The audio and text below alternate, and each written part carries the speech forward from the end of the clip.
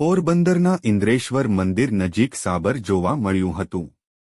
આ વિસ્તારમાં દરિયા કિનારે ફરવા આવતા લોકોએ સાબરને જોતા કુતૂહલ સર્જાયું હતું.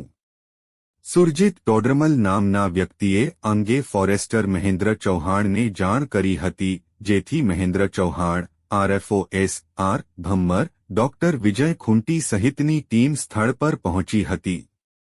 સાબરને પકડવા રેસ્ક્યુ કરી ટીમે ઇન્જેક્શન દ્વારા સાબરને બેભાન કર્યું હતું અને વાહન મારફત કિલેશ્વર ખાતે આવેલ સાબર બ્રીડિંગ સેન્ટર ખાતે સારવાર માટે લઈ જવામાં આવ્યું છે.